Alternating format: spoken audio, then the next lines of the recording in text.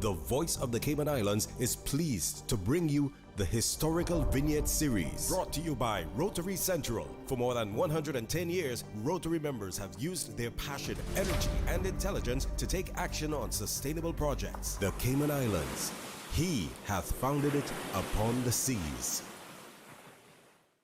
Talk Today is brought to you by Subway, open 24 hours in Countryside, Anderson Square in Georgetown, and Centennial Towers in West Bay. And by the Ministry of District Administration. Explore your history, explore your land, explore your sister islands. And Cayman Airways. Call them on 949-2311 to book your nonstop flights to Los Angeles and Panama. And Doctors Hospital. Peace of mind is important when life happens. Doctors Hospital, always there for you. Call 949-6066. But I do have some questions. There are more questions than answers. Cayman Islands' foremost listeners' participation program. Talk Today. What's on your mind, Cayman? If you're ready to talk, we are ready to listen. Discussing current events and local news, community spotlights, hot topics, listener stories, cultural and historical discussions, environmental issues, fun and lighthearted topics, guest interviews. Cayman, basically anything you want to talk about, we are ready to listen. Here's your guest host. Coming up next, we hear from Hope for Today, the Prospect District Council, and Baptist Health. Talk Today next on Radio Cayman. Stay with me. Talk Today is reminding you to avoid any statements or comments which are abusive, derogatory, malicious, or defamatory. Do not use indecent language or make any statement that is false or misleading. Call 1-800-534-8255, 949-6990. 949-8037 or WhatsApp us on 925-3261. And now, back to Talk Today. Good afternoon. I'm Charles Glidden. Thank you for bringing me into your lunch hour. It's Friday. Yep, it's time to wrap up the week. And for many of us, it's been a stressful week, and especially for those of us who have family and friends over in Jamaica. For them, many of us, it will continue to be stressful because a lot of people haven't made contact with their family in Jamaica or friends that they have over there. Those people that live in the western part of Jamaica, just no word at all, which is, can really be an anxious situation. My cousin was telling me she has not been able to make any kind of contact with her in-laws over in western Jamaica. And many people are in that kind of situation, and, we just pray that it's all about communication networks being down, and eventually contact will be made. This morning, I heard helicopters over my neighborhood, and so I went out in the yard and looked up, and I looked up to see two Chinook helicopters. Those are the really huge ones with two rotors. They're meant for carrying heavy cargo and troops. So two Chinooks headed southeast. It made me feel good. Made me feel good to know that my Cayman could be playing an important role in the relief effort as being a forward operating base for JDF and the U.S. Efforts to bring some relief to our friends and family in Jamaica. As our Premier, the Honorable Andre Eubanks, said, Cayman stands with Jamaica. Yeah, we have a long history, and our cultures intertwined, so they need help. So we'll reach out and do what we can. And I want to remind everyone about the health screening that is happening tomorrow, Rotary Central. providing free health checks down at Cost You Less and A.L. Thompson, and in East End at the clinic from 10 until 2. Free. You can find out how the blood pressure is going, your sugar, hemoglobin, cholesterol too, yeah. And, it's amazing how many people, are walking around with high blood pressure. And, us Caribbean people, we like the salt, right? And no wonder, salt makes things taste good. But we love the salt, and that's not good for the blood pressure at all. And people are walking around without any kind of symptoms that makes them think about blood pressure. Blood pressure, high blood pressure, is known as the silent killer because, just as it implies, no symptoms, you think you're all right. As a matter of fact, when the Rotary Central people were on here, they told a story about one person who, just another day, they went to the store and they were there giving the health check. And they have doctors there. They have doctors at these health checks to give you some consultation after you get your numbers back from the blood test that they do. And this one person did it. The doctor, when he saw that person's blood pressure, picked up the phone, called an ambulance, and said, "I'm getting you to an emergency room right now." He didn't say, "Go to the emergency room." He called an ambulance because this person needed attention right then and had no idea that, they were in trouble. So if you haven't had a health check in a while, drop by A.L. Thompson's, Cost You Less, or the East End Clinic between 10 and 2, and you can get a little health screening there, absolutely free, all courtesy of Rotary Central, along with the help of the Lions and HSA. Take advantage of it. It's a good thing. Well, our first guests are from Hope for Today, and if you listen to this program, you are no stranger to Hope for Today. And they do some great work in getting people back on their feet and, leading productive lives once again. And Brent Hyde is here. He's the man, the driving force behind that effort. And he's brought along a resident of Hope for Today, Sean Barnes. He's going to be sharing his experience with us. Gentlemen, good afternoon. Welcome to our studio. Hey, good afternoon, Charlie. It's a pleasure to be here again talking about this most delicate subject, recovery. But my sympathies go out for our brothers and sisters to the east. I feel them. I'm so glad our government has recognized the fact that we have been neighbors and friends for such a long time that they have stepped up and reached out to our brothers and sisters and has offered some assistance. I say, I feel them. It's not a great time for our neighbors, but we can play a small role and try to make their struggle just a little bit easier. Yeah, well, we got to take care of each other, right? Absolutely. Yeah. That's what we do. Yeah. That's what we should be doing. Yeah, that's what we should be doing. Just people to people. Absolutely. Right. So, for anyone, you know what?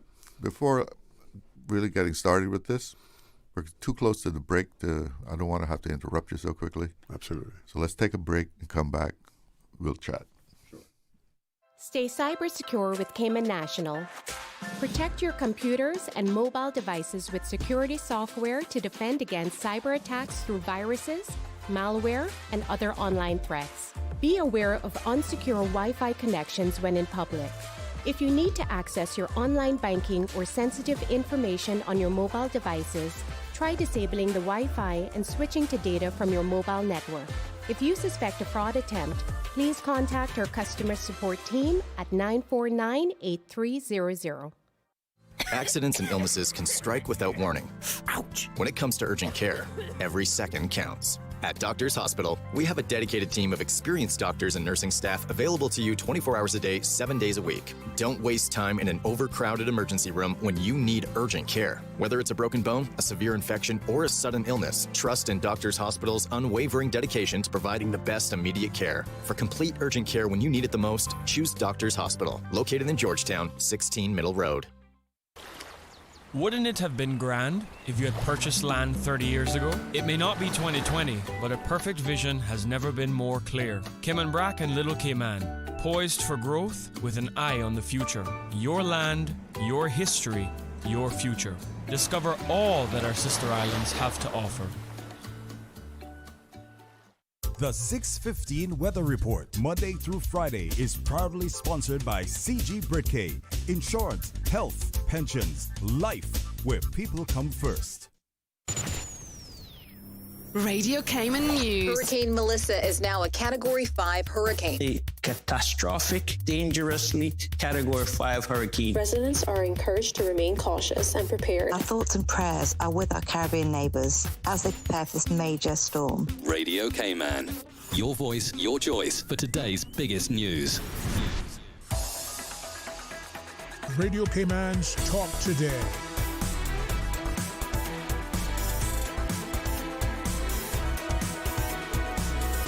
What is on your mind, Cayman?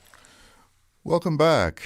And in the studio with me is Brent Hides of Hope for Today, and also Sean Barnes. He's a resident at Hope for Today.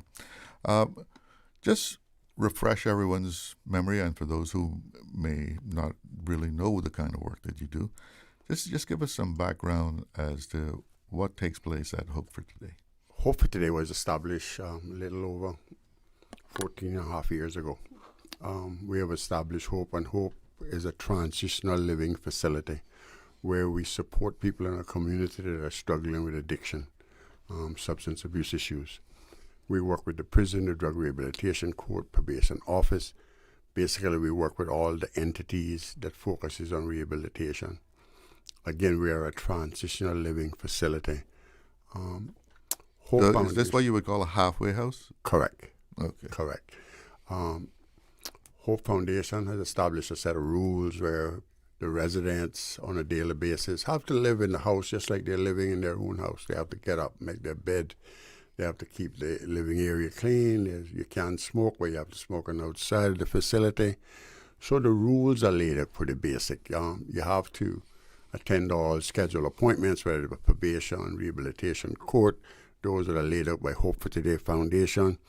So the program is structured to put everything in a nutshell. Statistics has simply kind of spoke for itself when they said there was any high chance of an addict seeking recovery from drugs and alcohol, that a transitional living facility was probably his best option. And that's why this was established to assist individuals. In the Cayman Islands, we have many people that are struggling with substance abuse issues. And without hope, many of them would perish. So we continue to assist those in our community that reach out to us, whether we reach out by probation, by the drug court, by any of the entities that focus on rehabilitation. Once they reach out to us and the bed's available, we're going to continue to try to be helpful because we understand what they're up against. Mm-hmm. So it kind of sounds like you say to anyone coming in there, it's like, this is a privilege. Yes, absolutely. Yeah, it absolutely is a privilege. And you got to walk the line and play by the rules. Yes, the whole idea is there's a set of rules that they sign off on when they come in. And we're very strict. We do mandatory testing either by the drug court or at Hope for Today Foundation. If you were found with a dirty urine, you will be asked to leave that doesn't necessarily mean that you cannot come back into the program. There's sanctions that are in place. Maybe if they're in the courts, they may be remanded a week at Northwood Prison. They may go to WMU at Caribbean Haven or the foundation, depending on what it is. We do implement sanctions for those that are not complying with the rules. And they're free to come and go as they please? Well, no. Every individual program is different. Like Sean has a different program from probably a couple of the residents. But they sign off on that. You know, some people are coming home at 7, some people may have the privilege to come home at 9. It all depends on where they're at in their program and how far they've actually advanced. But to gain those privileges, they have to be doing the work, the necessary work to gain those privileges, to be able to do, go out on movies, stuff like that. So it's you have to earn it. You earn what you get. Sean, tell us a little bit about your story. So far, I thank God for Hope for Today Foundation, because it made me become a better person in my recovery, and I put down the alcohol and the drugs and the crimes and the foolishness. So I appreciate that Mr. Brent gave me a chance back to see myself in life back, and most of all, me.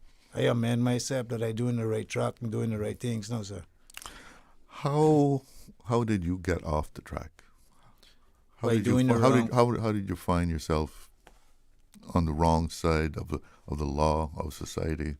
By doing the wrong and telling myself lies and following the wrong company, decide that this the road that you're allowed to be on. But then at the end of the day, when you get in trouble now, you get to see yourself back, and then you realize now that you're in this trouble, but then how you gotta get out of it. So you just gotta give yourself a chance. So I thank the government for giving me a chance back to see myself. And now that I'm on the right track, I pray to God that I be on the right track, sir. How old were you when things started to go wrong? I started off from a young age, sir, drinking alcohol and using drugs. How young? Like, say, 13 to 14 years old. You were already using alcohol and drugs? Yes, sir.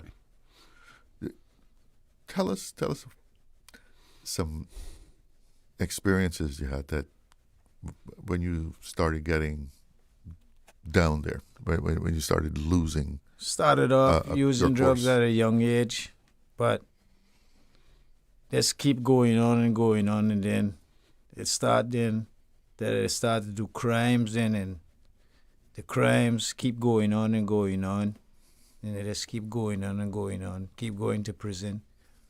So I went to prison, lockdown for 11 weeks, this go round, and I said to Mr. Brent, boy, I need a chance, I need a bid, because I'm not going to wait to go, sir, because coming like everybody, just turned their back on me. But it wasn't that everybody was turning their back on me, just that I wasn't giving them a chance to give me a chance. So I had to give myself a chance, sir, for people to hand out to me.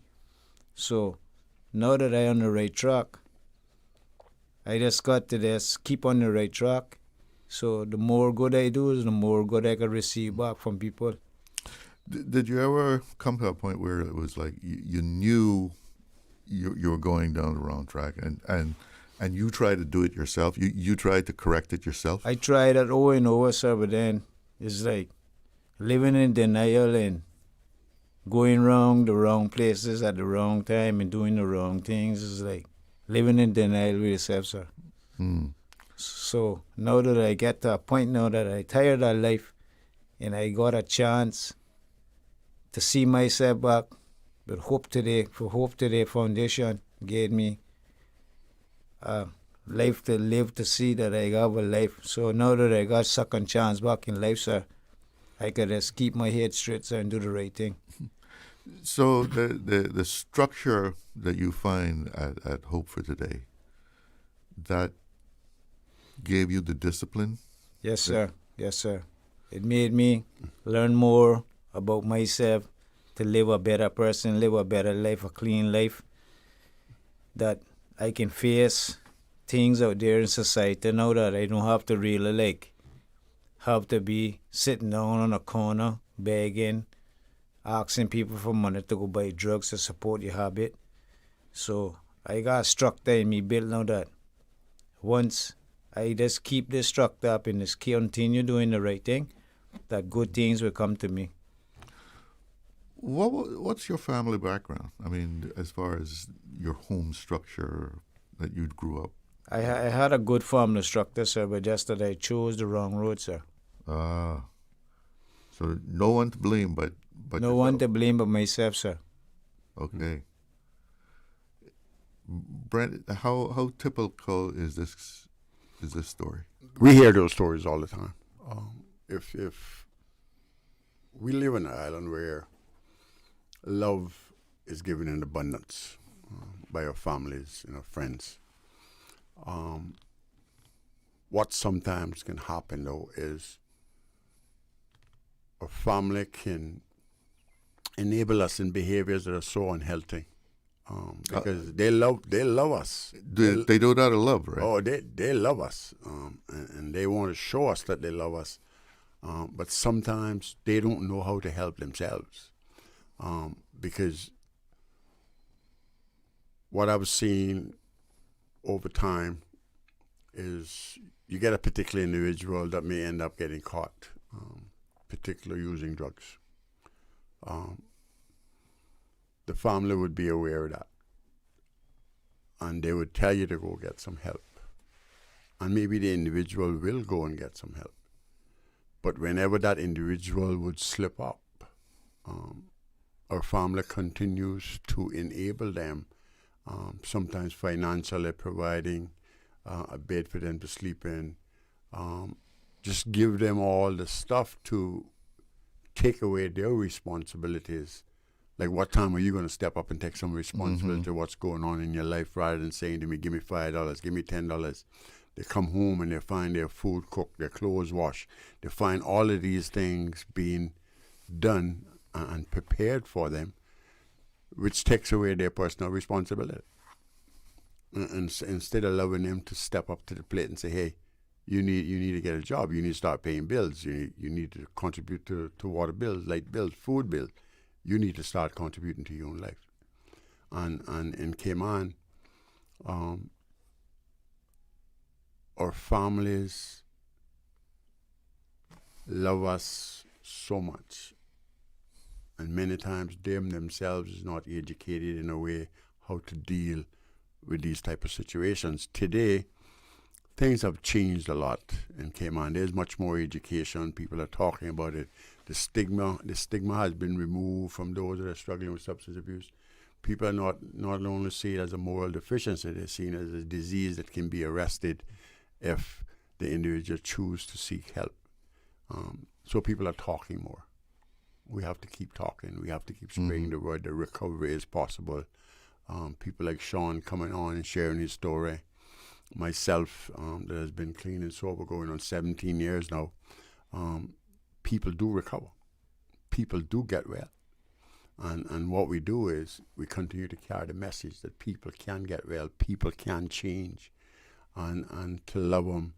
But sometimes we got to keep ourselves healthy in order to love them, because they can take us as a hostage and they can ride us forever. And it's us that's going to get sick then, not them. Yeah. And as far as families enabling addicts, well, I guess sometimes in a small society like this too, where we're not as small as we used to be, but no, we have much more people. Yeah, but still people know each other, and you oh well, I don't want my brother to be seen like that, so let me help him, give him the money, or my cousin, whatever. Let me, keep the shame away from, make appearances, keep up as much as possible. But sometimes people just have to hit rock bottom before they come to a realization. Absolutely. Sometimes people have to go as low as we would allow them to go. And only then will they try to seek help and to climb their way back up to the top. But we cannot stigmatize the fact that the individual is sick. You know, we have to look at the individual, we have to love him, treat him right, but it doesn't mean that we have to keep digging in our pockets and supporting him financially, because many of us have chosen to do things different in Cayman today. There's a lot of people, like I said, there's a lot of people in Cayman that are struggling with addiction issues, alcohol issues, and a lot of them would approach us on a daily basis for $5, $10, and we have chosen to do, because they're hungry.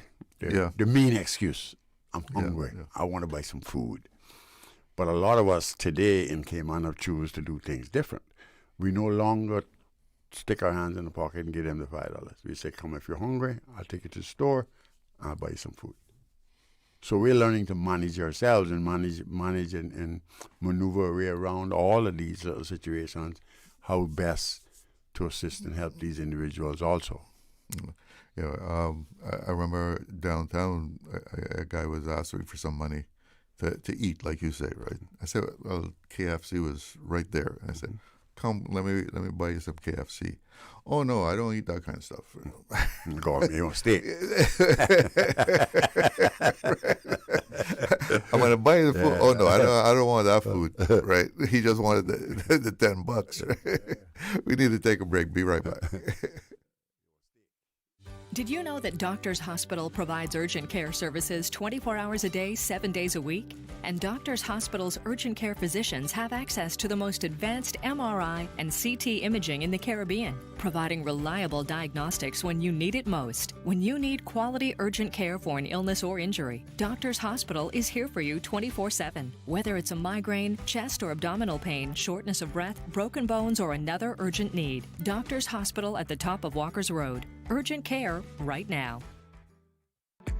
Shipping to the Cayman Islands is fast, reliable, and seamless thanks to Cayman Airways Cargo. Need it faster than ocean freight? Cayman Airways Cargo offers multiple cargo flights to Grand Cayman from Miami weekly, so your packages, whether big, small, or in between, will arrive in no time. You can even use a Cayman Airways Cargo US address for your online shopping. Cayman Airways Cargo is also the only carrier providing air freight services for Cayman Brac and Little Cayman. Contact us today and see why Cayman Airways Cargo was voted as Cayman's best cargo and logistics company in the Best of Cayman Awards. For details, visit CaymanAirways.com/cargo. Stay cyber secure with Cayman National. Here are a few tips that will benefit you. Ensure to log out completely when you finish any online banking activities. Be aware of phishing attempts and only click links from trusted sources that are sent from your device through emails and messages. Remember, Cayman National will never ask you for your credentials. If you suspect a fraud attempt or that your account has been compromised, please immediately contact our customer support team at 949-8300. The best foundation you can wear is glowing, healthy skin. The offices of dermatologist Dr. Wayne Porter specialize in enhancing your skin's well-being. Whether you're seeking advanced skin care, including any skin cancers, Botox, filler, cosmetic skin enhancements, or simply looking to reduce wrinkles, Dr. Porter offers a full-service dermatology and dermatological surgery practice. For more information, email drportercayman@gmail.com or call 946-9020. That is 946-9020. Craving something bold, juicy, and packed with flavor? Introducing KFC's new crispy barbecue sandwich served on a soft, buttery brioche bun. That's 100% KFC premium chicken breast, perfectly crispy, deliciously smoky with crispy onions, cheddar cheese, and barbecue sauce. Just the right amount of messy in the best way possible. Stacked with layers of bold KFC flavor, this sandwich is your new obsession. But hurry, it's only at KFC for a limited time. So what are you waiting for? Get yours today at any of the 3 KFC locations on island. KFC, finger licking good, just got bolder. Radio Cayman's Talk Today.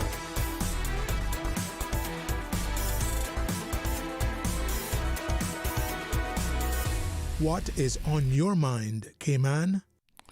Welcome back, and this afternoon we're hearing about the great work that goes on at the Hope for Today.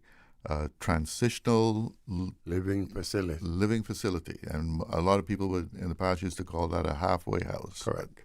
Yes, but that term transitional living facility sounds, it really described what goes on there much better, right? Correct. Yeah.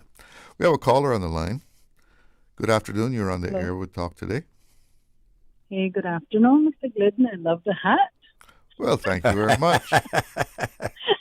What's the occasion? I'll reveal that at some later date. You stay tuned. Okay, I will. Good afternoon, Mr. Brent and Sean. I'll call you guys by your first name if you don't mind. That's fine. I am really loving those new T-shirts. Really, really nice. First, I want to say I tuned in a bit late, about almost 12:30. Just after 12:30. And first, I want to say congratulations to Sean. I could not believe it when I looked at the TV and I saw Sean. I'm just going to be real here. Sean, I am so happy to see you where you're sitting right now.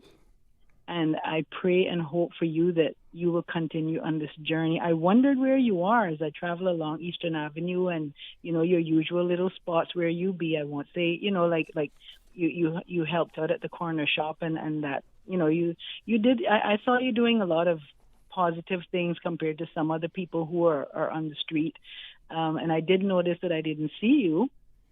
And very, very happy to see where you are, what you were missing in action. I just want to give you so much encouragement and prayers, Sean, for taking this step, for Brent for supporting you. And I hope that you continue to be on your journey and it will be successful because, Sean is right. I know this him and his family very well. We all grew up together. And Sean does come from a background where his mother is very supportive. She's always been there for him and very supportive.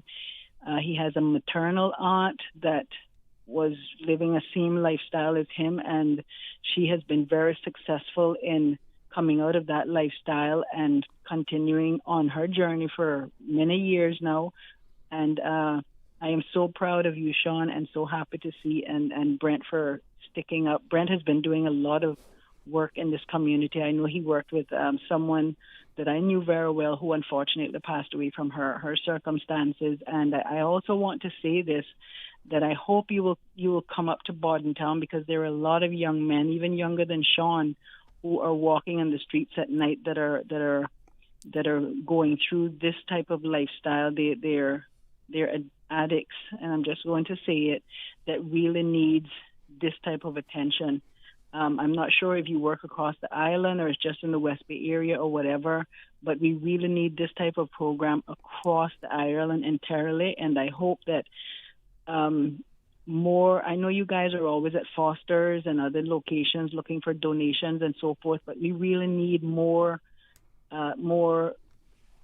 companies and agencies and sponsors to step up and, plug into this organization because they're doing a great job. They need a bigger and better facility. And I hope I'm looking at YouTube and there's not a lot of people watching right now. There's only 14 people, but I'm hoping that many people are listening on the radio and more people will donate and plug into this organization so it become much more successful. And the last thing I want to add here is that I don't know, Brent, how much work you're doing in this regard, but it's very disappointing to me to see that we're still not at a stage yet where some of these persons that are rehabilitating themselves are able to secure good permanent jobs because they have a criminal record. I know I've spoken to the deputy governor's office about this, and they're doing a lot of great things, but they can't compel the private sector to be more cooperative with working in tandem with these people that are trying to rehabilitate themselves and giving them jobs so they can feel more confident about themselves and feel that they're definitely getting all of the resources that they can get in order to better themselves, because Cayman is a very small community, and it's rare that we see people like this get second chances in any form that can help them on the journey once they come out of the the what do you call it, transition housing. You know, so we need more people to plug into this, because it's easy to. I had a brother, and I'll say it publicly because a lot of people knew. In his last days, his lifestyle migrated into the same type of lifestyle, and it was because he had been to prison too, and he didn't get a chance. You know, and it became so stressful for him, in addition to his father passing, you know, life circumstances, and he didn't get a chance to get himself back on his feet. Nobody would hire him because he had a prison record, and, you know, Cayman has come a long way since then, and I hope that, Brent, this will be, if it's not already so, because I know you and you're on top of a lot of things, so if it's not already so, I'm hoping that this will be something that you put a lot of work into as part of your program, and we advocate, because I've spoken about it publicly, we advocate for more private sector people, companies and organizations and businesses to be more open to giving our second chancers the opportunity to get employment, because I've volunteered in these types of programs in the U.S. and places like Walmart, and, you know, all of those bigger companies, their prime purpose in a sense are to give what they call what do they call felons, you know, a second chance to offer them jobs and trainings and that sort of thing. So I'll leave you guys with that. I know I've been on for quite a few minutes and it's almost news time, but Sean, congratulations again, and may you continue in your journey and everything works out great for you. All right. Thank you so much for the call. You know, it's just like she's talking about. I mean, I can never say enough for Mr. Woody Foster and his organization, and the way he tried to embrace these guys, and actually try to give these guys a chance of some employment. I can also never emphasize enough of Paradise Landscaping, how they reach out to us to find out if there's anybody that's at the house that they can take a chance and give them some work. And there's many, many organizations that we work with that step up to the plate. But Sean, how did that make you feel, hearing that? Right now, I feel good with myself, and I feel good that people can hear me, and that they're willing to give me a second chance, as well as I have to give myself a second chance, sir. So I feel proud of that. I just am in myself to do the right thing now, sir. Do you make a difference between alcohol and drugs? I mean, some people say alcohol is a drug, but do you differentiate? I mean, sometimes people who drink and they drink too much, they look at somebody that takes drugs as they're looking down on them. Because it's legal. While they got their glass in their hand, right? Because it's legal. But for those out there, from where I'm sitting, I see alcohol and weed as the two major gateway drugs that leads to all drugs. Once someone is under the influence of alcohol, he may try anything. You put cocaine in front of him, he'll probably try it. You put pills in front of him, eventually he'll probably try it. Once you're high on alcohol, the chances are you will try anything. Eventually. If someone wants to get involved in helping Hope for Today, how would they go about doing that? They can go on our website and they'll find a number. They can contact us at any time, or they can call me at 928-9099. Just reach out to us. I mean, the lady was talking about those individuals up in Bordentown that may need some help. All they have to do is to reach out to this organization. So you are island-wide. I mean, we work with people all over in the BRAC. Once you're local and you have permanent residency, this organization is committed through a contract with government to work with you. And we can never say enough about this government and the government before that have supported this organization, that recognizes all the good work that we do in the community. We're in talks to extend our program where we were housing 11 residents. We have now committed to try to house 13 residents in the home. And we're going to meet with Is it all male? Male. So, and we're going to try to set up a meeting with our minister. So hopefully, eventually, in the early parts of next year, that we may be able to open a women's facility. All right, and spread the good work out then. Well, you have to spread your wings because there's people out there that need help. Well, Brent, you keep up the good work. Sean, you keep on climbing higher and higher. You know, making your life better.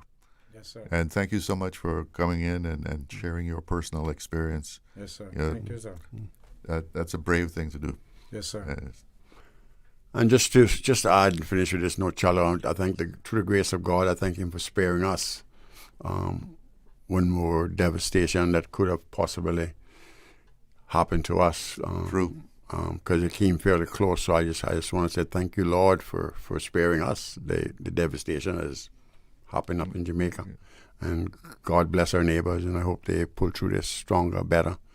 And thanks to all of the people that have stepped up, supported Hope for Today Foundation, all our sponsors, particular the government that have always stepped up, make sure that these individuals have a place and a bed that they can call home. Gentlemen, have a good afternoon. Thank you, sir. Yeah. Thanks for having us. It's time for the news. Let's see what's in the headlines. Yesterday, today, always and forever. Radio Cayman in the Cayman Islands. From Radio Cayman's newsroom, this is Headlines. Local, regional, international news. The Headline News is brought to you by Kirk Market and Health Services Authority. A West Bay man faces charges for allegedly calling in a fake bomb threat.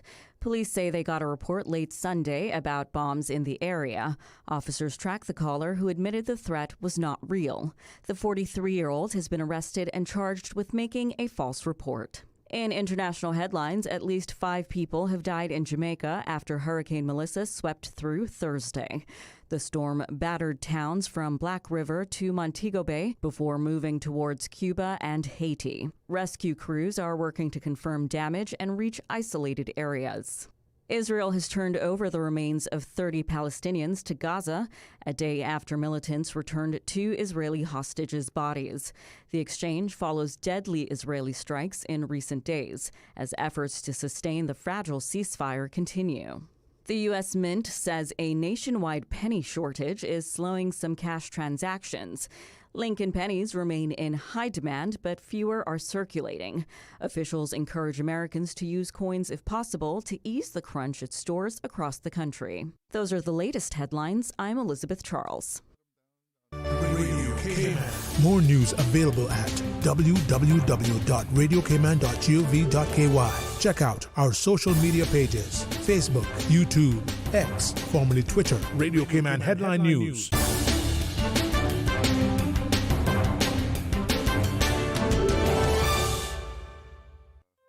Looking for fresh, healthy food that's full of flavor? Then you've got to visit Kirk Market. Our dishes are made with fresh, high-quality ingredients. Enjoy vibrant mixed greens or satisfying pasta salads. Or try one of our delicious grill options like blackened chicken, spicy beef steak, or grilled salmon. Looking for something light and flavorful? We've got sushi rolls and poke bowls prepared daily. And don't forget to explore a hot bar or Billy Fresh salad at the salad bar. Stop by Kirk Market today for breakfast, lunch, or dinner and taste the difference. Eat well, live well with Kirk Market. At HSA, we strive to provide the highest standard of care with compassion, integrity, and dedication. And so we say thank you, Cayman, for continuing to make us the most awarded organization on island by voting us the best of Cayman Islands in 9 medical categories. Your support reminds us why we do what we do, to serve the Cayman community with kindness and excellence. To find out more about our award-winning services, visit hsa.ky. At HSA, we are committed to caring for you. Radio Cayman is pleased to feature this special Sister Islands historical vignette brought to you by the Ministry of District Administration and Lands. Explore your history, explore your land, explore your Sister Islands. William Stephen Ryan, J.P., 1838 to 1910. William Ryan was the first Ryan born on Cayman Brac. He was appointed Justice of the Peace in 1877 and Stipendiary Justice for Cayman Brac in 1893. Court was held at his home, which was located on Ryan's Drive, across the road from the Ryan Family Cemetery, where he is buried. He was married to the former Catherine A. Scott, with whom he had 3 children, William, Amis, and James Scott. Amis was the grandmother of former District Commissioner Kenny Ryan. Bill, as he is known to friends and family, made his living fishing and turtling. The family recalls that he would never leave his nets out on a Sunday. He always pulled them up on Saturday night and put them back out on Monday morning. Radio Cayman is pleased to feature this special Sister Islands historical vignette brought to you by the Ministry of District Administration and Lands. Explore your history, explore your land, explore your Sister Islands. Avast ye mates, the 2025 District Heritage Days are upon us. From November 10th through the 14th, chart your course for a week celebrating Cayman's rich cultural heritage at the annual District Heritage Days. From West Bay to North Side, visit piratesweek.com and follow us on social media at Pirates Week Cayman for the full lineup of District Heritage Days and all the exciting events during Pirates Week 2025. I will see you there. Proudly brought to you by the Ministry of Youth, Sports, Culture and Heritage. Radio Cayman's Talk Today.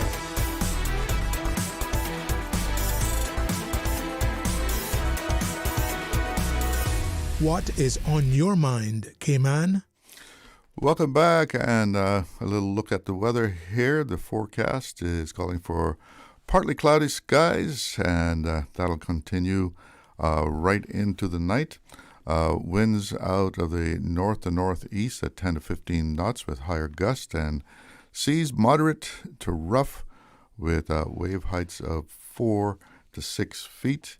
And sunset this evening is at 17. Well, let's not make that 17. Let's make that 5 o'clock, 5:51. And taking a look at the National Hurricane Center's forecast map, Melissa way up there in the North Atlantic. Well, I should say the remnants of Melissa.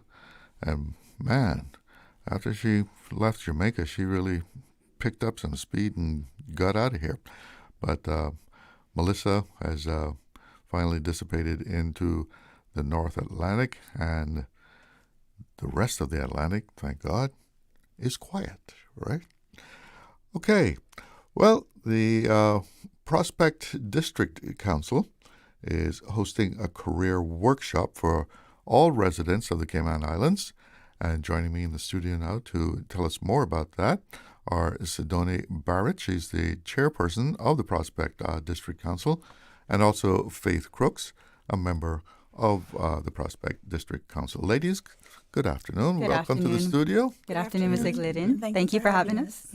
Tell us what kind of format is this career workshop going to take? Okay. Well, if I could start with just giving you a little bit of information on the Prospect District Council. Sure, of course. Okay. Is it new? It is new. So it is a council of 11 members residing in Prospect. And it was an idea that Mr. Michael Miles campaigned on. And once he was elected, within weeks, he was able to set it up. I think that's really great on him. I think there's been a lot of talks from various districts about setting up a district council. And he was able to do that very early on. And so we're 11 members of various ages, various backgrounds, and also various careers. We'd like to do a workshop this weekend where we'll have members from the Prospect District Council assisting and giving hands-on assistance with things such as interview preparation, resume write-in, scholarship advice, and the TVET training, guidance on that, and also personal statement drafting. So the format of it is that it'll run from 10 to 2 p.m., and for the first hour from 10 to 11 a.m., we'll have a series of speakers speaking on various topics. So we'll have Miss Denise Myers from the Department of Education, and she'll be speaking on job strategies. And we'll also have the Dean of UCCI, Mr. Paul Puckrin, also doing a presentation. So if attendees could come out early from 10 a.m., I think it would be worth their while to receive all the information from those presentations. And then from 11 a.m. onwards, they'll be broken up into various rooms. And depending on the area that they would like assistance with, they'll be able to have a one-on-one session and gain advice either on interviews, job prep, scholarship applications, job applications, and resume writing. Would you like to add to that? She said everything. Yes, but I am really proud of Sidonie. She's a just bring younger... the mic a little closer. Yes. I'm very proud of Sidonie. She's young, but very energetic, and we need to see our younger persons step up to do things like this within our districts and throughout the Cayman Islands. I believe that it is necessary to find the persons who need help and for them to come to us for us to provide guidance in all the areas that she has mentioned. This will help them to grow and develop.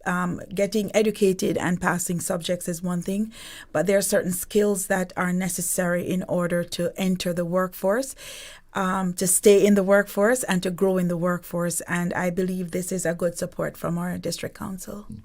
You think for a lot of young people and even older people, knowing how to handle themselves in an interview or how to approach a prospective employer, that it's a barrier to them to move up? Yep, definitely. I think it's a barrier. So there's various reasons that can contribute to a person being unemployed. They may not have someone within their household that they can seek advice on these areas from, like how to dress, how to present yourself in an interview, how to formulate the right resume that, captures the attentions of the recruiters. So I think just having outside assistance and someone to come through and have that one-on-one interaction, seeing that someone cares about your progression within the workforce, I think that will really benefit young job seekers, but also people that may need advice who want to switch their careers.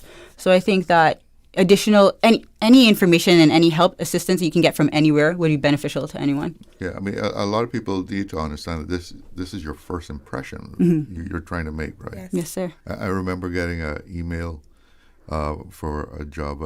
My wife and I have a business with children.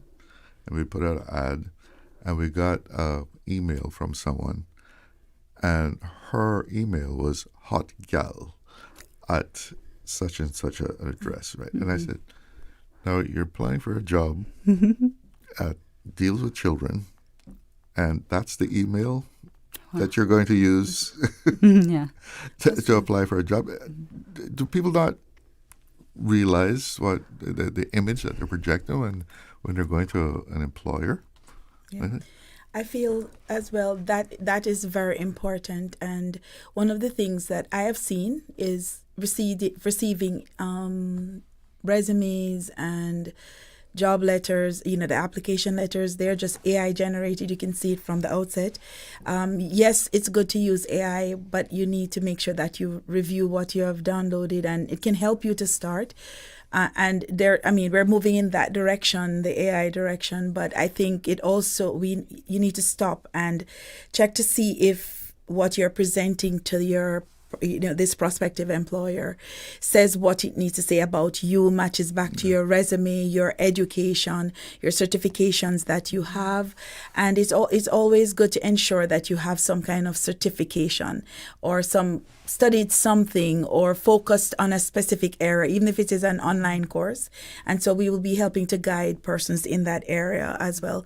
In terms of personal statement, you can write your personal statement, but when you write it, when you show up to do the interview, the personal statement should reflect how you dress, how you present yourself when you enter the room for the interview.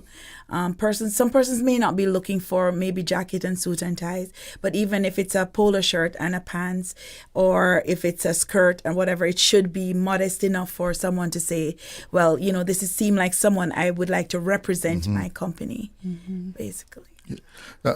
Resume writing, cover letter writing, I mean, that's a skill in itself these days, right? Definitely, yes. Yeah. So when you say you're going to have a workshop, people are going to get a chance to get the practical experience of drafting up a resume or a cover letter? So we ask that they come with their own resume and with their draft of their personal statement, and we can show them how to tweak it. We can show them the power of AI and how that can improve it, but also how to keep it more tailored and personalized, tailored to the job, but also personalized that it reflects your personality and it makes you stand out from other candidates. Yeah. What are some of the other things you're going to be doing in the workshop besides the resumes and?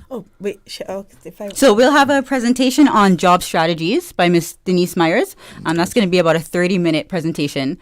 So if you come along, you'll see what that covers. That'll give you a lot of advice on like what career path to take if you're a bit undecided or a bit unsure. But also want to highlight the TVET program. It's a technical and vocational education and training program.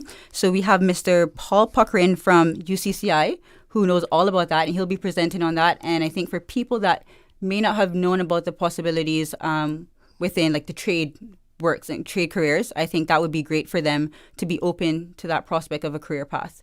So those are two things that are really great about this job workshop, this career workshop. Okay, so do people have to register ahead of time? Do they just show up? They don't have to pre-register, but on the day, once we've done our speaking engagements in the first hour of the workshop, they will be able to sign up for every for the areas that they're interested in, for whether it's interview, whether it's the scholarship preparation and scholarship advice or personal statements drafting. They'll be able to go to the various rooms and sign up for a time slot on each door. Once their time slot arrives, then they can go into the room and do their prep. Okay. So where is this going to be taking place? So it'll be held at the Inspire Cayman Training Facility. This is at 131 McClendon Drive, Georgetown, which is right behind DHL. No, Price Right as well. Yeah. So like the road that goes behind Foster's. Yes, that road. Yeah. So these kind of projects, this is your first major project, right? For Prospect District Council. You want to speak to our family funding? No, this is not the first thing we've done. We have had a family fun day back to school. We didn't do the giving out of like just bags to random persons. Supplies were donated to the school so the supplies could be managed properly for the children, and we are still in the process of adding to what we have given to them. I think they have a list of requests of certain things that they needed for like reading certain books because of their program. I think they're now IB. They're using the IB curriculum, and so they've requested some books, and that's in the process. We have several other initiatives that are on board, and our calendar will be shared on our Instagram page. So if you could follow our Instagram page, that is at districtcouncil.prospect, you'll be able to see some of the events that we've had in the past. Like she mentioned, we had our Family Fun Day towards the end of summer in August, but last month we also had a health checkup held at the constituency office of our MP, Mr. Michael Miles.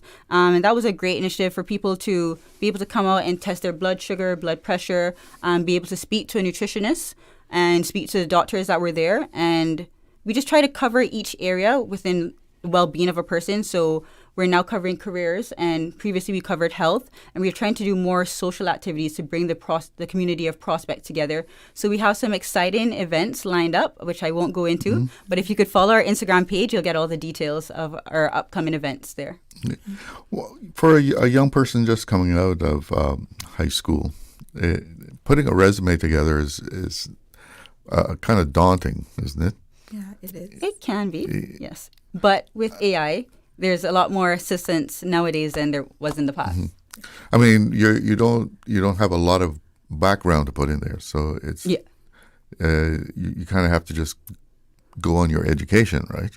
There's that, but I think for the students who are, let's say, in the high school area, one of the good things that they could try is to do holiday jobs, like over Christmas holiday, whether it's even just wrapping gifts. Do that job and do it well so that you can leave a good impression on the person who's employed you. Summer jobs are like good avenues to get into businesses. Let's say if you, like now for me, I think it's a good time for some of the high school graduates and those who are in college to apply for summer jobs, so that they can get a foot in the door. Put together their resume. The resume does not have to reflect. They don't need to put things on their resume that's not true. Say what you're interested in, any little experience that you've had, where you see yourself in a few years, what you're studying, and what you hope to gain from these summer jobs or holiday jobs, if it's over Christmas or maybe over Easter. I believe, there are companies out there who want to help, but you have to show up with the right attitude. You have to show up every day, not just because you have a little headache, take a Tylenol and turn up for the job. Even if it's just minimum wage, take it and start from there. There'll be an increase in minimum wage, I guess, in the next year. I'm not sure. In January. And I believe if someone works, in a summer job or over the Christmas or any kind of holiday job, they'll be able to earn a little bit of money. But even more than that, they will be gaining experience and in companies that they can use to add to their resume going forward. So their resume won't be just empty. Yeah. But it's also advised to look into extracurricular activities from your high school career and also look into internships into the careers that you're considering, because it's good to have that experience very early on to see if this is a career that you actually want to pursue.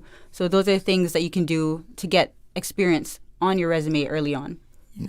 So would you say then for the employer, it's more important that they see that the person has some sort of ambition, they're doing some kind of work experience. Yes, sir. So it's more than that, I had a big job. Yeah. That you're 17 years old, nobody's really expecting you, right? Yes. To have conquered the world yet. But one of the key components of resume writing is how you frame it. So you definitely want to hone in on the skills that you've developed through those work experiences and internships. So I think being able to see how you can draft those and highlight those skills that you've learned from those jobs would be just beneficial for a person to learn. And that's something that we're going to do when we provide that hands-on assistance with the resume writing, is how to reframe the language and the structure of your resume. You mentioned AI a few times. Do you have to be careful, though, with what you're asking it to do and the way you phrase your instructions to it? You should always revise what it feeds back to you, and also, as I said, tailor it to the job that you're applying for. I think that would be the most crucial thing. Always revise it. Don't assume that because it's a computer that it's going to give you the best information. It could sound great, but it may not be applicable to the job that you're applying for. Or to what your experience and educational level as well.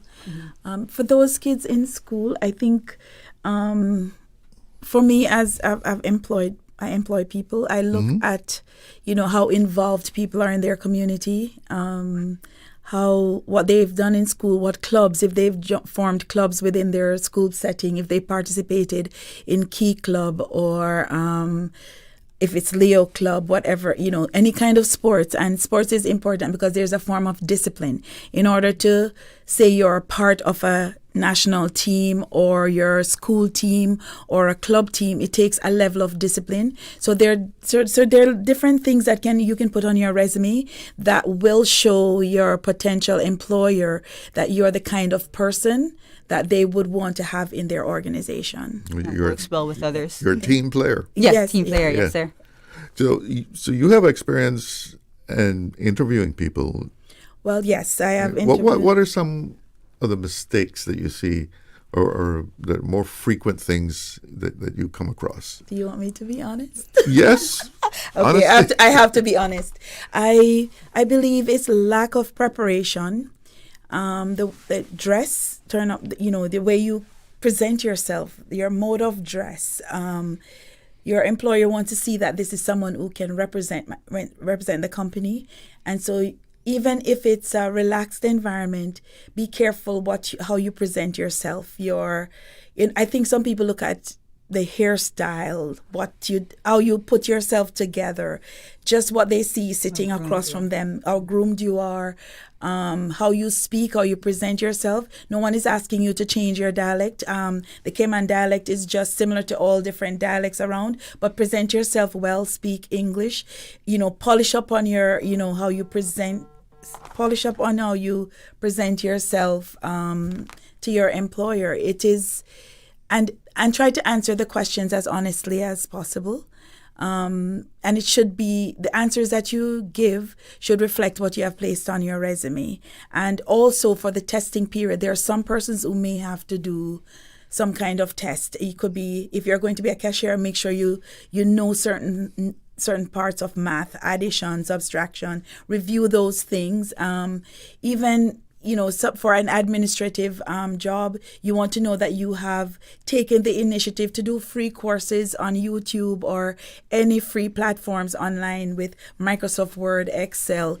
Many persons turn up and they don't know they're saying to you they've graduated from high school, but they don't know how to do that.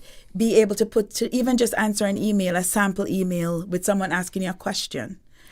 Some simple things like that. And I find that some of those things those skills are lacking. So those are the things that people really have to hone in on and be able to present themselves with. And I don't dress like you're going to the club.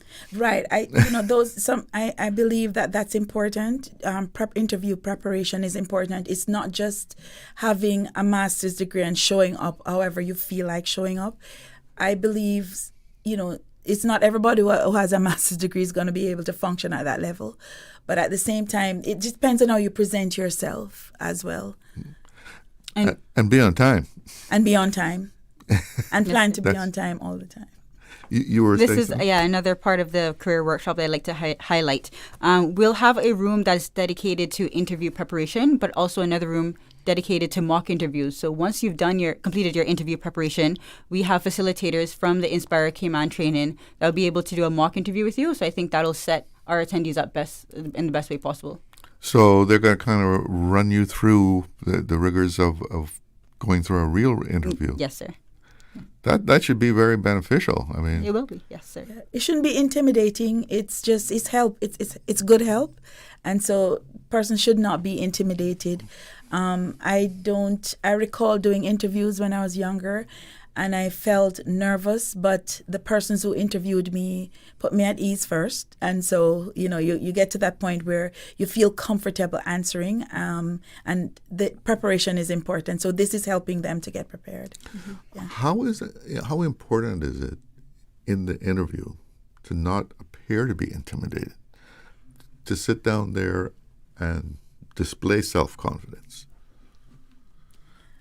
It is very important. However, there are just some things we can't control about ourselves. Yeah. We're going to feel nervous, and I think when you have 6 persons on a panel interviewing you, or 5 or 3, that's more intimidating than having it be a one-on-one interview with just maybe one HR person. Mm-hmm. But nowadays, I think they have a lot of panels. Yes, especially in government. Yes, interviewing you. But I believe the first thing is that you want to get a job. You've submitted your resume. You know what the job description says. Just do your best and try to see if you can encourage. Sometimes you can get someone to make you feel comfortable. Just try to see if you can not be so nervous. Try to practice at home. It's not going to be the same that you would practice with your mom or your brother or a sibling. But get someone to yes, go through a mock interview. Yes, so practice preparation is key. So I think being able to practice with someone and have them feed you questions and be able to respond straight away is great. But also, if you don't have someone, something I learned through pageantry is record yourself and see how you respond to questions. Mm-hmm. You'll see if you fidget a lot, if you kind of shake a lot, whether you're not looking straight forward, all of those things you'll be able to pick up on a recording. So I think that's one of the best ways to practice. Yeah. Well, let's just recap. This is going to be happening when? So tomorrow, Saturday, the 1st of November, from 10 a.m. to 2 p.m., at the Inspire Cayman Training Facility at 131 McClendon Drive, Georgetown. Right. So, and that's around the back of Airport, Foster's Airport. Yes, right. not Price Right, behind Price Right. Beside DHL. Yes, sir. Okay. So we still have a minute or so. We have a call. Okay. Let's go. If you put on the headphones. Hello, you're on the air. Hi, Mr. Glidden. I'm calling back. Good afternoon, ladies. Good afternoon. Good afternoon. This is all great information. I'm glad that you guys came on to share this information, and congratulations on the early formation of the Prospect Committee. Thank you. And one thing I want to say I don't agree with, one of the speakers, I guess it don't matter, but I do not agree that the Cayman dialect is similar to other dialects all around. I think we have our own unique dialects, and we have different dialects within our dialects in each district. And I do know that some Caymanians who have interviewed have been nervous about interviewing and speaking in their local dialect. I have actually had someone who shared with me verbatim of going for an interview and being told, being almost corrected on speaking a little bit more properly outside of her native Cayman dialect. So this is something that we need to encourage our people to feel more comfortable about. Sometimes I've seen and heard it. Sometimes when some of our people speak, it'll sound as though they may not be as, for lack of a better way of putting it, literate as we may be assuming just by listening to them speaking because of the way we speak. And it's not only Cayman. I know there's other nationals that get the same thing. But outside of that, I also want to take this opportunity to say to Radio Cayman that I know I've addressed this already, but I would love to see that whenever certain guests are coming on, it is promoted on Radio Cayman's social media sites, because this is really good information. The committee are more on the younger side of people, and I believe a lot of Caymanians and younger people who trying to get into the workforce would benefit from listening to this recording, this show appearance here. And so I know Radio Cayman has a specific reason, but it really would be, and I also think it's time that Radio Cayman has a WhatsApp channel now, so they can also put these things on WhatsApp channels to see who's coming on. And I don't know if that means Minister J and our Premier needs to give Radio Cayman a bit more money again to promote the media and modernize it a bit more. But if that's so, then we'll have to ask them for that. But good information, ladies, and continue to do all that you're doing. And let's hope that the other MPs can soon follow behind and get their committees put in order. But thank you very much for listening, and all the best.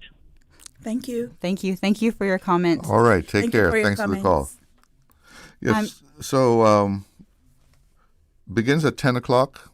It's goes all the way to, so people should come for those 4 hours. Yes, for those 4 hours. We would like for everyone to come at 10 a.m. because that's when we will have the presentations from the speakers. As I mentioned, Ms. Denise Myers of the Department of Education and Mr. Paul Puckering, the Dean of UCCI. So those presentations will start at 10 a.m. And from 11 a.m. is when the workshop will be started, and we'll have people go off into the various rooms and work on the areas that they come for assistance. And they can kind of select what they want to concentrate on. Yes, sir. Somebody may just want one area, and that's fine. And someone may want 2 or 4. Yeah, so. Okay. Well, thank you so much. And sounds like a great project to help people to, lift themselves up. Yes. Well, keep up the good work. Thank you so much. Thank you for joining us here. Thank you. Thank you for having us. Thank you. We'll be right back with more Talk Today. Shipping to the Cayman Islands is fast, reliable, and seamless thanks to Cayman Airways Cargo. Need it faster than ocean freight? Cayman Airways Cargo offers multiple cargo flights to Grand Cayman from Miami weekly, so your packages, whether big, small, or in between, will arrive in no time. You can even use a Cayman Airways Cargo US address for your online shopping. Cayman Airways Cargo is also the only carrier providing air freight services for Cayman Brac and Little Cayman. Contact us today and see why Cayman Airways Cargo was voted as Cayman's best cargo and logistics company in the Best of Cayman Awards. For details, visit CaymanAirways.com/cargo. Accidents and illnesses can strike without warning. Ouch! When it comes to urgent care, every second counts. At Doctors Hospital, we have a dedicated team of experienced doctors and nursing staff available to you 24 hours a day, 7 days a week. Don't waste time in an overcrowded emergency room when you need urgent care. Whether it's a broken bone, a severe infection, or a sudden illness, trust in Doctors Hospital's unwavering dedication to providing the best immediate care. For complete urgent care when you need it the most, choose Doctors Hospital, located in Georgetown, 16 Middle Road.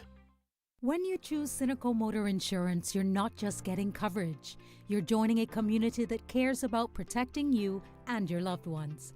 Why Cineco? Personalized coverage tailored to your needs. 24/7 claims service, always just a call away.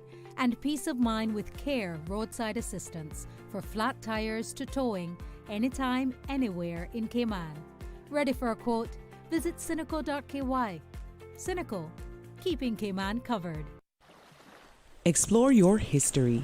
Explore your land. Explore your sister islands. The ultimate staycation experience. Your culture, your freedom. The land that time forgot isn't gone. It's your sister islands. Discover all that our sister islands have to offer. There you go, sir. Thanks for choosing JN Money Transfer. Boy, thanks to JN Money Transfer, I can stay right here in Cayman and pay mama bills back home in Jamaica. Her water, light, phone, and other bills never late. Every month I pay everything in one place. Make payments to over 30 companies in Jamaica through JN Money Transfer. Fast, affordable, convenient. Call 1-800-744-1163 for details. Reading is a match that lights the flame of imagination, innovation, curiosity, ambition. Register today for the inaugural free-to-the-public literacy conference, the Life Conference 2025, Saturday, November 1st, 9 a.m. to 4 p.m., the Kimpton Seafire Resort, 7 Mile Beach. The theme, Early Childhood, Strong Start, Strong Future. Keynote speaker, Dr. Dan Worry, founder of the Early Childhood Policy Solutions. Register now. Go to lifeconference.ky.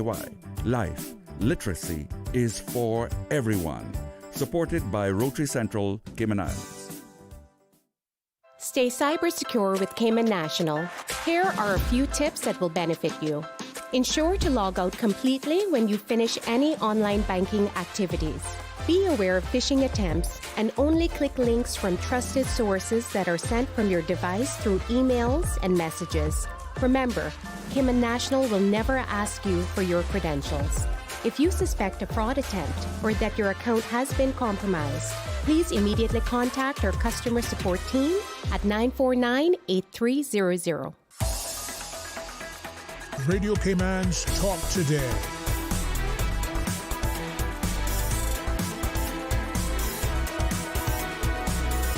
What is on your mind, Cayman? Welcome back. And we're having a little interesting little chat there with our guest from the Prospect District Council after it finished because, the caller was saying about people not being hired because of accent or so forth.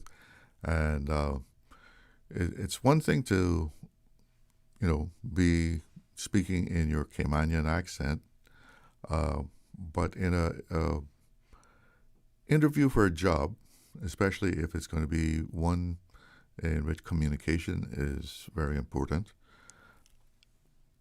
speak in your Caymanian accent, but you got to make sure that you're speaking properly all the same. A Caymanian accent doesn't mean to necessarily be speaking improperly, right? If you're in there with someone interviewing you for a job, you want to communicate in standard English grammar. You want to make sure that you're grammatically correct in how you're communicating with a person, regardless of the accent that you have. And accent shouldn't really be the barrier, but speaking in a grammatically correct way is the important thing. Because if the way you speak is not grammatically correct, how will your writing be? Right? Because how we write often reflects the way that we speak. And it doesn't matter what accent you have,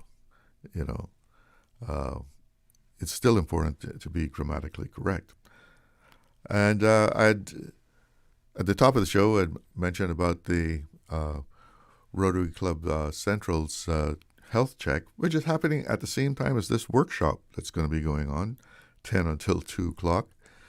And if you haven't had a health check in a recent time, you might want to take advantage of that and see how the blood pressure is going, see if you got any sugar in the blood, see if the diabetes is not coming on. That's another big problem in our community. People who are either diabetic or pre-diabetic. Interestingly enough, at this recent health conference that they just had,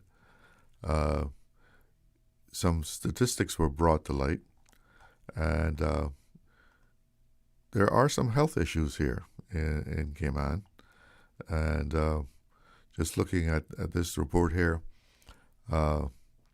there was a survey, the National Health Survey in 2023 called STEPS, the National Health Survey.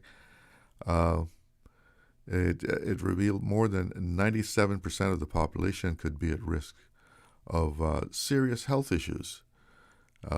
And right up there is, of course, is cardiovascular disease and diabetes, right?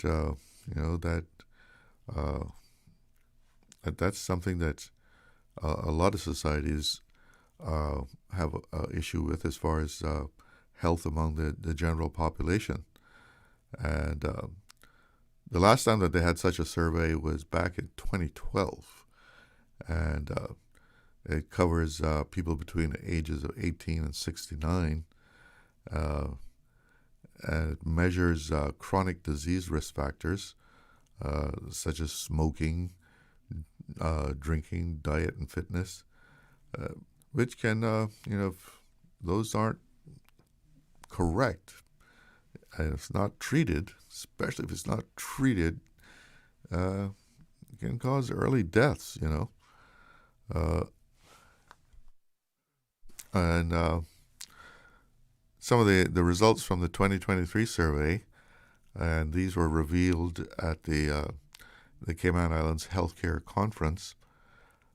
Just 2.8% of the population are in excellent shape with have zero health risk factors. So they're taking care of themselves, those 2.8%. Meanwhile, 2/3 of the population, that is like 63%, has one or two risk factors. And a third, 34%, has 3 to 5 risk factors. The data showed that 70% of the population is either overweight or obese. Now, I remember a few years ago, when you say obese, I always think of a person that is very, very big, up there reaching for 300 pounds or so. So I think it was another one of these free checks. So I went to it, and took blood pressure, and they weighed you, and they said, "You're obese." And I said, "What do you mean I'm obese?" I'm like 225 pounds. Yes, according for your height and etc. Yes, you're classified as obese. Oh man, come on! I'm not obese. I may be a little overweight, but I'm not obese. No, you are classified as obese. So I guess there are a lot of obese people walking around. We just think that, oh, I'm a little overweight, but that food is so good, right? Hard to turn it down. And so many of us are on that seafood diet. You see food, you eat it. That's probably like the national diet of Cayman. Seafood. You see food, you eat it, man.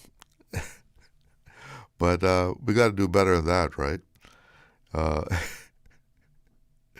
Yeah, so 70% of us are either a little on the heavy side or obese. Another stat here.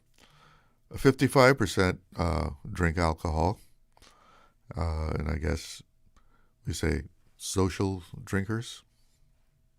Remember what we were talking about to Brent Hydes earlier in the show about people drinking. And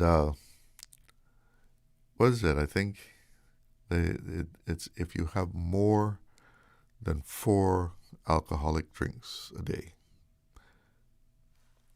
that's too much. Or maybe it's 4 or more. But that is like the border there for being classified alcoholic, if I'm remembering correctly. And if you stop and think about it, if you're having four glasses, four drinks of alcohol every day, that's pretty heavy. You add that up times 7, you're putting away quite a bit of alcohol in the course of a week. And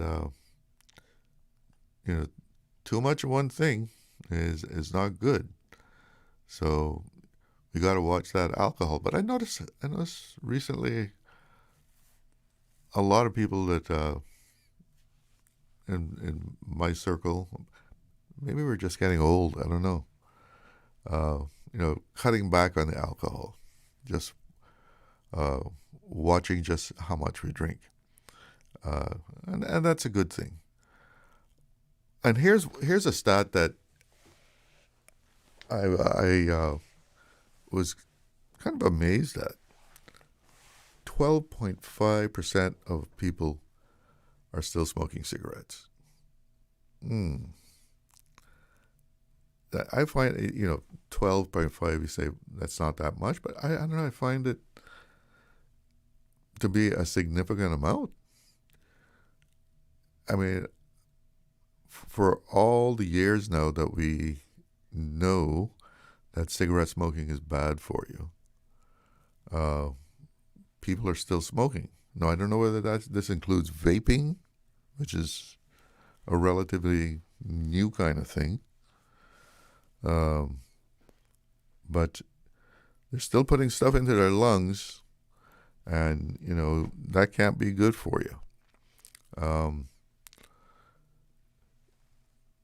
The survey also found that 14% of the population do not eat any fruit or vegetables at all. Now, that's not good.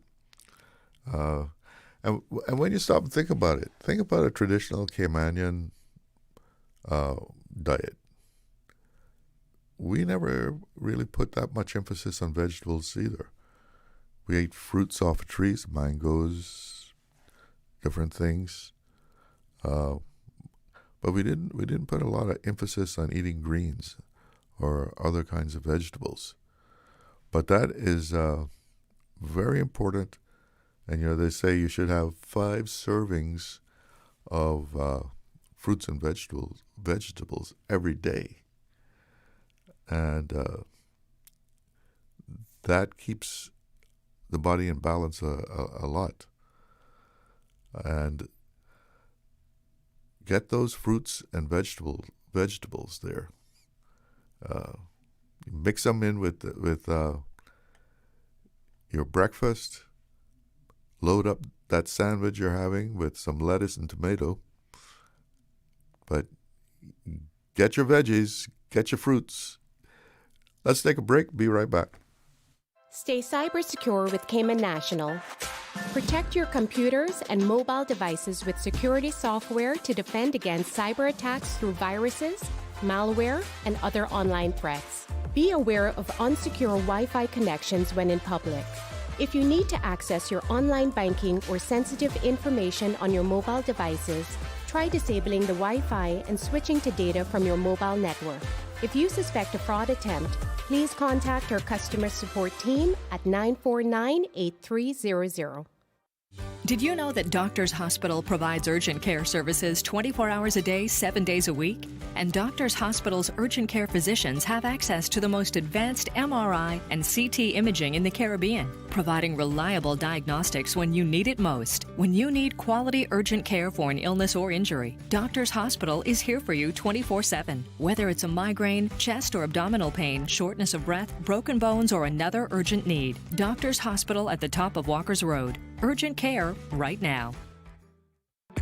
Shipping to the Cayman Islands is fast, reliable, and seamless thanks to Cayman Airways Cargo. Need it faster than ocean freight? Cayman Airways Cargo offers multiple cargo flights to Grand Cayman from Miami weekly, so your packages, whether big, small, or in between, will arrive in no time. You can even use a Cayman Airways Cargo US address for your online shopping. Cayman Airways Cargo is also the only carrier providing air freight services for Cayman Brac and Little Cayman. Contact us today and see why Cayman Airways Cargo was voted as Cayman's best cargo and logistics company in the Best of Cayman Awards. For details, visit CaymanAirways.com/cargo.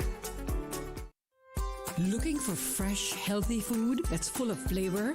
Then you've got to visit Kirk Market. Our dishes are made with fresh, high-quality ingredients. Enjoy vibrant mixed greens or satisfying pasta salads. Or try one of our delicious grill options like blackened chicken, spicy beef steak, or grilled salmon. Looking for something light and flavorful? We've got sushi rolls and poke bowls prepared daily. And don't forget to explore a hot bar or Billy Fresh salad at the salad bar. Stop by Kirk Market today for breakfast, lunch, or dinner and taste the difference. Eat well, live well with Kirk Market.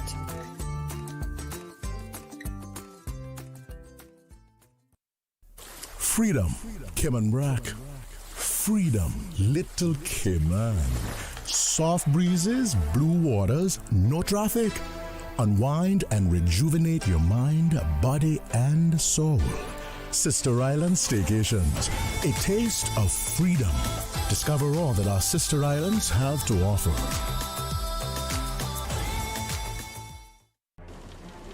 Aye, the seas are restless, the pirates are near. Get ready for Pirates Week 2025. The pirates are taking over all 3 islands with 40 thrilling events from the 6th to the 22nd of November. Visit piratesweek.com and follow us on social media at Pirates Week Cayman for the full calendar of events. Proudly brought to you by the Ministry of Youth, Sports, Culture and Heritage.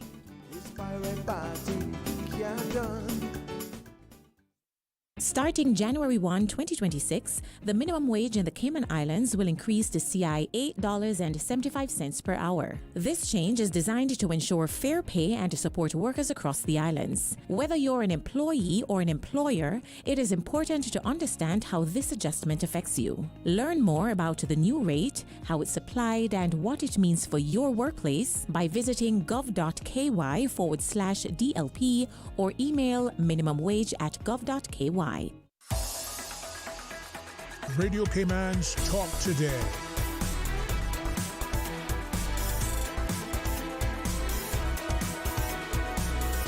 What is on your mind, Cayman? Welcome back, and we have someone on the phone line. Good afternoon. You're on the Earth Talk today.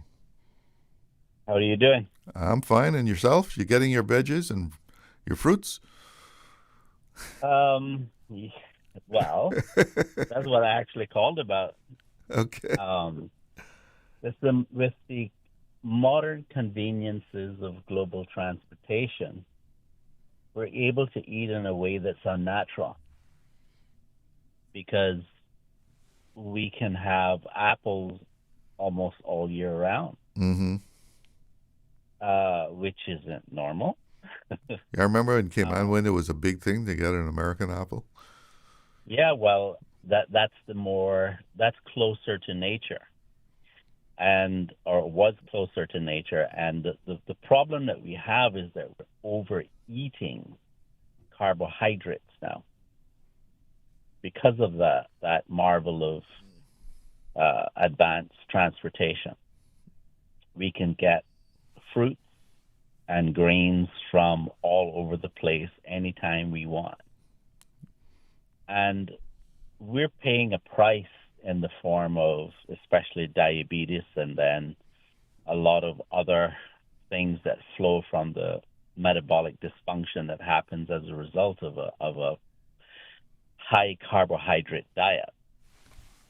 And so when we think about the cost of health care to us as a country, it's absolutely staggering. And there are many people who look at diabetes and think, well, what can I do? And the truth of the matter is that diabetes is a lifestyle issue that could be corrected by altering our lifestyle. Yeah. I know it's popular to eat tons of fruit every day, but that's not natural. And Five servings is too much? Yes. If you are... What about the veggies? What about the vegetables? The veggies are slightly different because they are lower carbohydrate. So you can consume more of those. Even though fiber is technically a carbohydrate, your body will be able to utilize a greater amount of vegetables than fruits. So the problem is that, like when you watch someone advance in age and they start to lose their muscles, that is because they're not eating enough protein and getting enough exercise to work those muscles so that they remain. But if you don't eat the protein to begin with, no matter how much you exercise, you're still going to lose your muscle. In fact, the loss will be accelerated if you don't eat the protein and you work the muscle. Protein is very much part of a balanced diet. It's absolutely. But people are not eating enough protein in their diet. And let's just look at the Caymanian dish, right? It's probably 2/3 carbohydrates and a third protein. That it should be the opposite. And often no greens in there. Right. Well, we'll use rice, which is a grain. But no, I mean green as in color. Right. Okay. Yeah. That's what they call veg is a little bit of lettuce and tomato, which is not enough. Right. You should have more of the vegetables. But I was thinking of a traditional Cayman meal. You don't really see a lot of green veggies in there. That's correct. Breadfruit and a potato or something like that.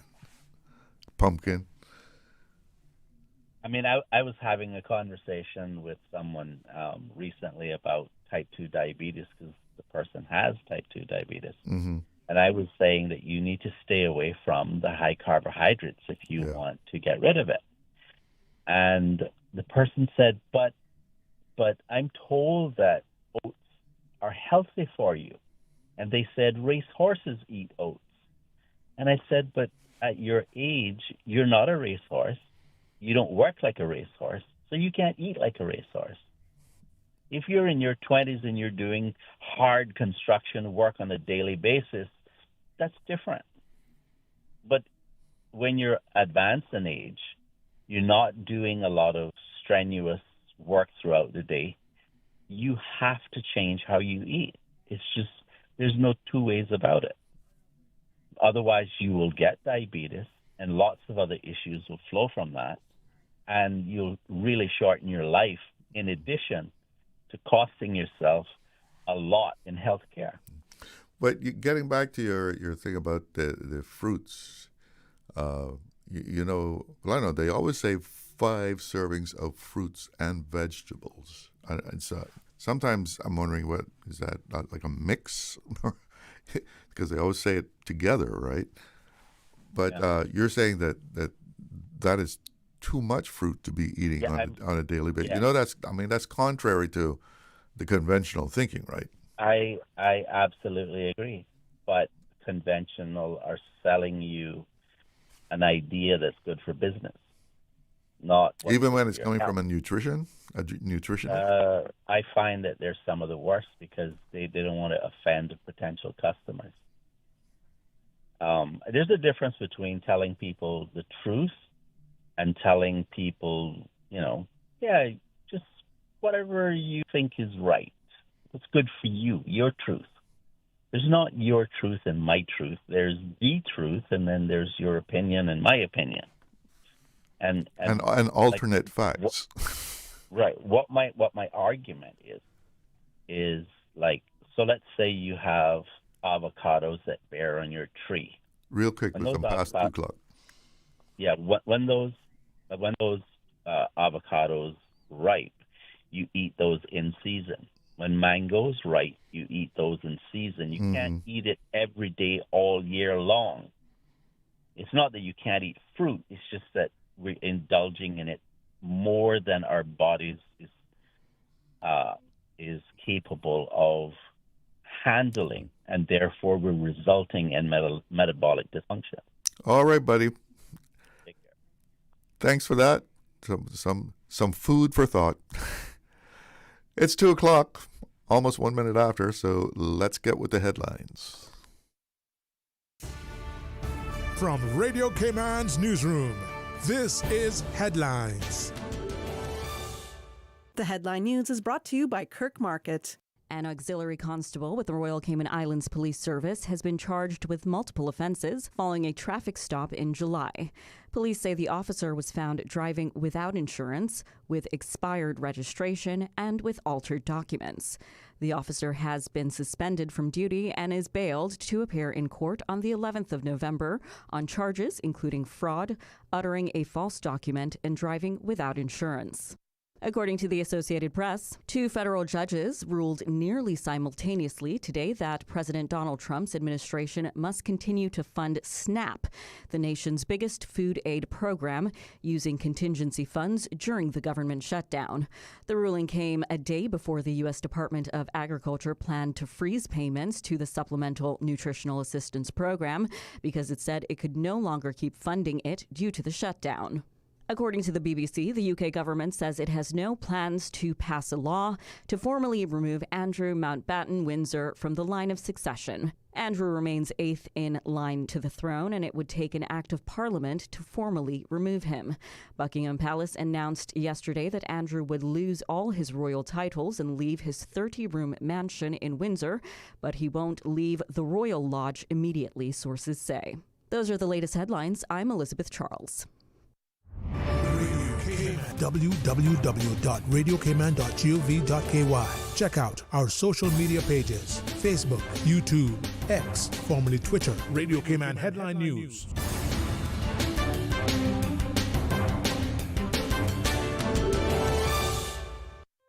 Looking for fresh, healthy food that's full of flavor?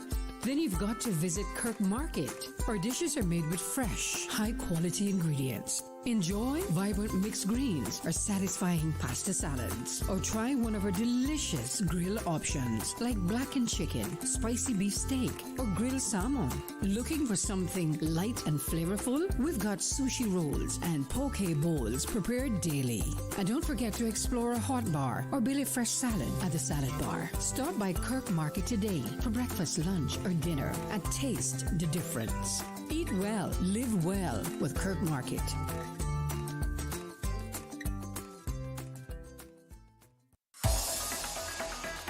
Radio Cayman's Talk Today.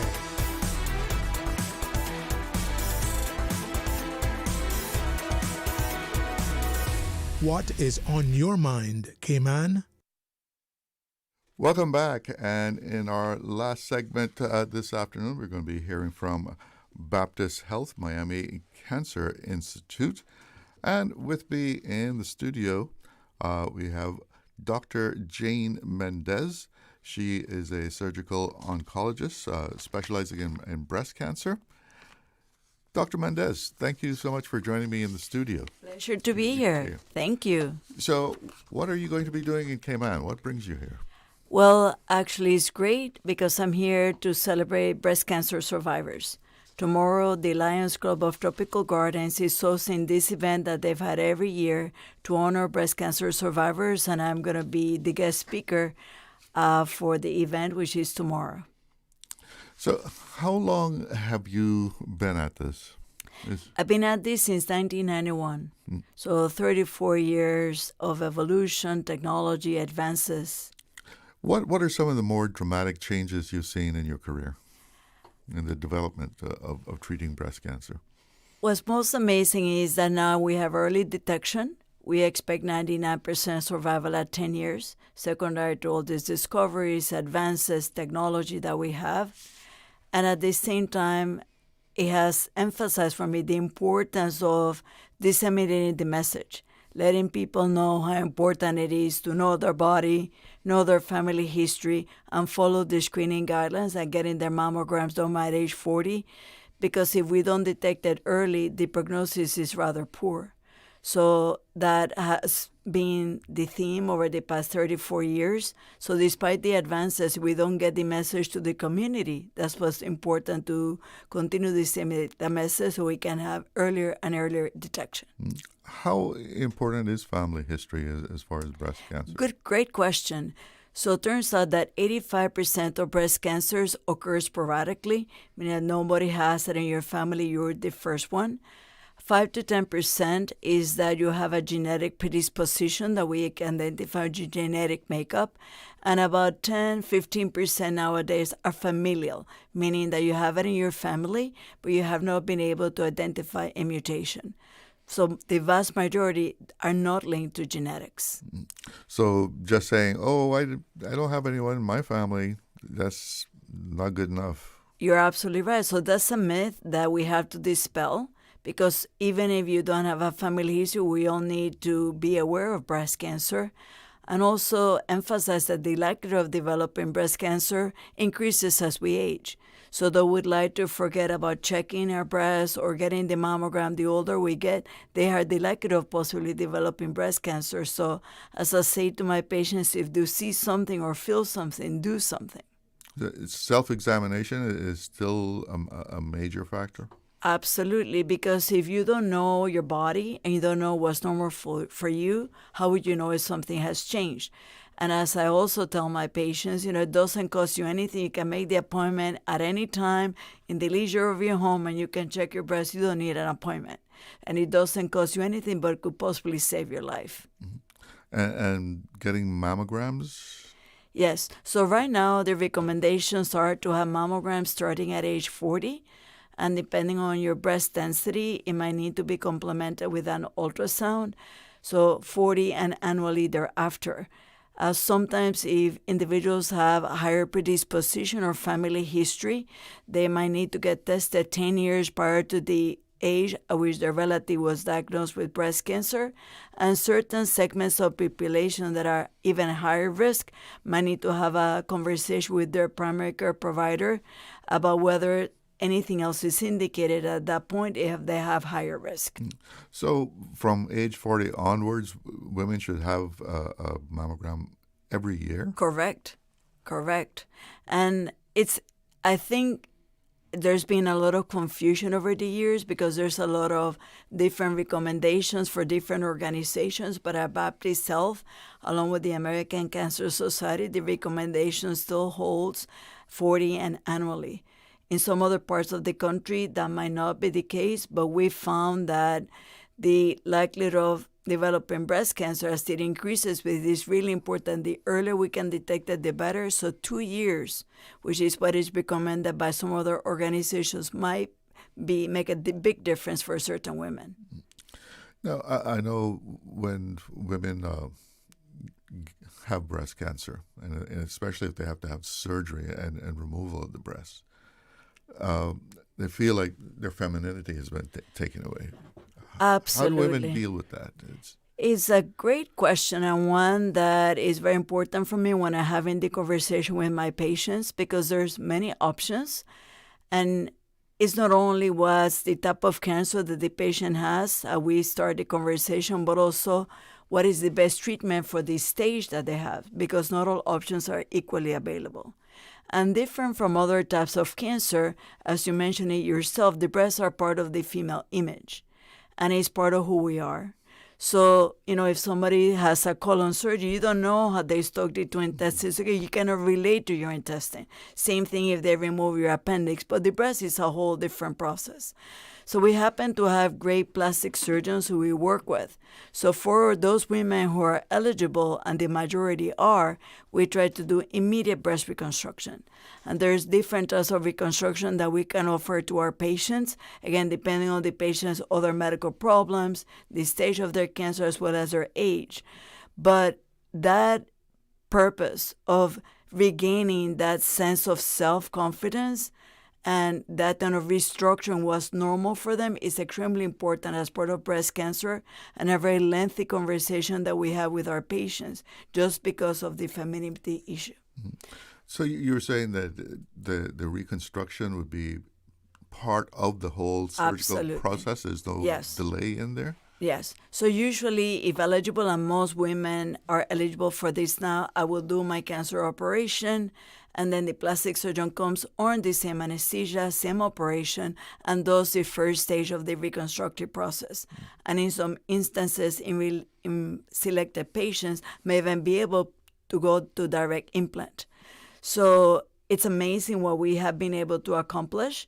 Now, also for selected patients, we can save the nipple and the areola as part of the process. Certainly, we have to take anatomic as well as oncologic factors as part of that process, but being able to preserve the whole skin envelope along with the nipple and the areola and then put an implant is great from the cosmetic outcome. And nowadays also, we've been able to see how we can preserve some of the sensation in those patients. Because up until a couple of years ago, even though we can preserve the whole envelope, then would have no sensation at the nipple or the areola. So now we have certain techniques that together with the plastic surgeon, we can preserve some of that sensation in selected patients. So we keep pushing the envelope.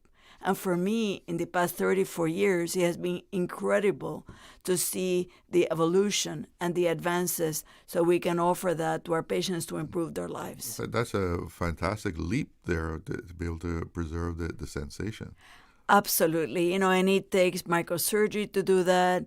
But we were very, very talented plastic surgeons who obviously in selected patients can do that. So it's great to see how we can restore that sense of normalcy to that degree in selected patients nowadays. Is Baptist Health considered like at the forefront of advances? Absolutely. We have not only the technology, we have the clinical trials, and we have an alliance with Memorial Cancer Institute in New York City. But most importantly, for me as a physician, is all of that together with the holistic approach to try to individualize and personalize the therapy for each patient. Because every patient who walks through any door not only has a cancer, but also has a story. Fears, comorbidities, certain reservations about treatment. And I see it my job to figure out what that is for that patient, besides their cancer, to see how we can restore that sense of wholeness and completeness even after the cancer journey. Going back to the mammograms, I know years ago I've heard women complain that it hurts so much. Big advances there also? Yes, we have big advances. Now we have 3D mammography, which we have available in all our breast imaging centers. So there's a significant portion of that is computerized, so they don't have to press as hard to really capture the image, because with the tomosynthesis is what is called as part of the 3D mammography, we can capture the image and then we can get slices of those images in 180 degrees. So that much pressure doesn't need to be applied anymore. And since we can get so many views in just one picture, it really has helped our ability to detect cancers even earlier. Does breast cancer come in different types? Yes. There's many different types of breast cancer, and that's why it's so important to know which type it is. Not one size fits all in terms of treatment. Most breast cancers are estrogen receptor positive, which means that they respond to the female hormones. There's another type, which accounts for about 25% of breast cancers, that is called the triple negative, that does not respond to the hormones. And there's another type, which is called the HER2-sensitive breast cancer, which is a specific characteristic that we can check microscopically, for which we also have targeted therapy. So that's where the conversation starts, once we know the biology of the tumor. So as I tell most patients, they all think, oh, my patient got this, my friend got that. So it might not be applicable to you, because they might have a different type of cancer. So that's where this science has also significantly evolved, because before all patients were treated the same, and now we have much better understanding of it's very heterogeneous biology, and that's what we have to target. So in the past, it was just one approach. In the past, but we've learned so much more over the past 20 years. So it really has allowed us to have that better understanding, so that it's reflected at the bedside by the treatment. Because as I like to say to my patients, the sky is the limit. We could give you all these treatments, but if it's not going to benefit you, why expose you to that treatment? And also with each treatment comes side effects, but I like to call collateral damage. So if it's not going to help you, why expose you to that added risk? So we really try to keep a very delicate balance between, yes, I want to maximize your cure. I don't want the cancer coming back. It's not invited back. Yeah. However, at what the side effects, at what collateral damage in terms of quality of life. Elaborate on that a little bit, the collateral damage. Yeah, so with all treatments, there's side effects.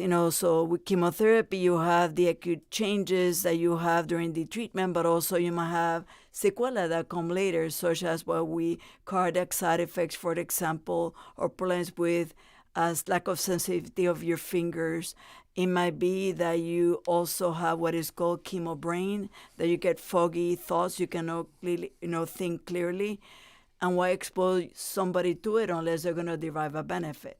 With radiation, it's mostly acute side effects, but it could have long-term sequelae as well if it's not done properly on the heart, the lungs, organs that are around the breast.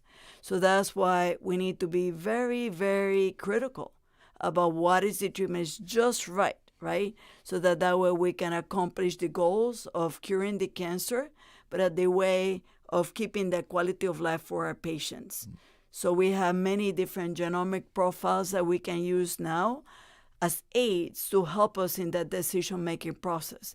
Because since we've learned so much and we have all these models that we can use to help us as clinicians in our decision-making, so that we can find that balance that might be the best one for that particular patient. Are there always risks attached? Always risk. And even if we decide, okay, I want to remove both my breasts, remove them both, reconstruct them both, the likelihood of it coming back is not zero.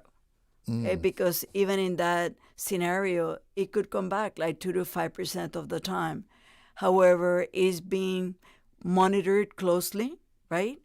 And following the guidelines of treatment that hopefully the cancer will never come back. But I have to stress that one size does not fit all, and we have to do what's right for each individual patient. What observations do you have about Cayman and breast cancer? Love that question. I've been coming here for 8.5 years. And at first, it struck me how many more younger women I was seeing from the Cayman Islands with breast cancer as other places where I have practiced, like New York Really? and Massachusetts and Miami. Yes. So, and another is that we obviously live in different environments, and certain environments might have more environmental factors that might be associated with the risk of cancer. So that's something that I still observe, and hopefully at the level of the registry and health department, we'll be able to effect some change. But those being some observations here in the Cayman Islands. Any theories on it? Yes, well, I can postulate. Yeah. But I think, obviously it's an island, and there's many different people from many different types of the world, and you have the Caymanians as well. And in the environment, I know there's a lot of mosquitoes, and sometimes pesticides or insecticides used to get rid of the mosquitoes sometimes may contribute to carcinogenic particles in the environment. That's one hypothesis. Another hypothesis might be, toxic waste like landfills that might be producing toxins in the environment. Again, but I'm just postulating and hypothesizing, as I don't know that those studies have been conducted. But I think at the level of the island, that has to be organized and perhaps keep track of all the different cases so that we can start to learn what are the issues and factors from the population health standpoint that we can address to improve the health for Caymanians. How do people handle that here, especially a young woman? Well, it's never easy on a young woman because it's a whole different set of factors that you have to worry about. Number one, much longer life ahead of you, to be worried about the cancer coming back, a recurrence. Certainly from the social standpoint, obviously, how do you integrate back to society as a young woman? If you're young and you haven't had any children, how can you preserve your fertility? So if you would like to have children in the future, at least you have that option. Certainly a whole different set of factors because it's not meant to be diagnosed in younger women from the social standpoint as well. And the shock. My youngest patient was 21 years old, and I didn't even want to believe the diagnosis, but it was real. So we actually have created... Was that person from Cayman? No. Okay.